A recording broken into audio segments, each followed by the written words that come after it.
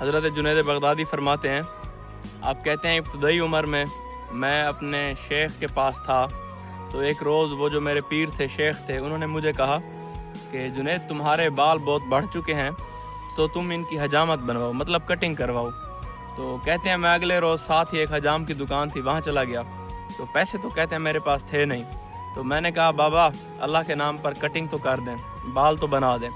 تو حجام نے فوراً ہی جو اس کے پاس گاہک بیٹھا تھا اسے سائیڈ پر کیا اور مجھے بٹھایا، میرے سر کا بوسہ لیا اور فوراً ہی میری کٹنگ کر دی۔ تو کہتے ہیں کہ مجھے حجام کے اس رویے نے بہت ہی زیادہ متاثر کیا۔ تو میں نے پھر اسے پوچھا کہ بابا میں نے تو آپ کو پیسے ہی نہیں دینے، تو آپ نے اتنا مجھے مطلب پروٹوکول کیوں دیا ہے؟ تو اس حجام نے کہا کہ اے جنید، میں پیسوں کے لیے تو روز کٹنگ کرتا ہوں، اللہ کے لیے آج کر رہا ہوں، تو اس لیے میرا بنتا تھا کہ میں آپ کو اعزاز و اکرام سے، بڑے پروٹوکول سے بٹھاؤں۔ تو خیر کہتے ہیں میرے دل میں ایک یہ بات بیٹھ گئی کہ جب کبھی پیسے آئیں گے تو اس بابا کی امداد ضرور کروں گا، پیسے مطلب جو بنتے ہیں وہ ضرور دوں گا۔ تو کہتے ہیں وقت گزرتا گیا، میں اس شہر کا جو بغداد تھا اس کا بہت بڑا ولی بن گیا، اس کا بہت بڑا پیر بن گیا، لوگ مجھے جنید بغدادی کے نام سے پہچاننے لگے۔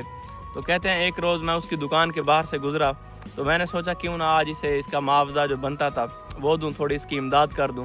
تو کہتے ہیں میں نے اسے بلایا اور اسے سارا واقعہ اپنا یاد کروایا کہ ایسے ایسے فلاں موقع میں حاضر ہوا تھا، آپ نے میری کٹنگ کی تھی، تو پیسے میرے پاس تھے نہیں، تو میں نے اللہ کے نام پر آپ سے کٹنگ کروائی تھی، تو میں چاہتا ہوں میں آپ کی امداد کروں، اس کا معاوضہ دوں۔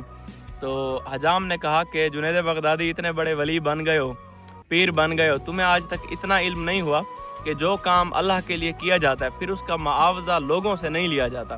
تو جنید بغدادی کہتے ہیں حجام کی اس بات نے مجھے بہت ہی جھنجھوڑا اور خلوص کے عملی معنی اس دن اس حجام نے مجھے سکھائے۔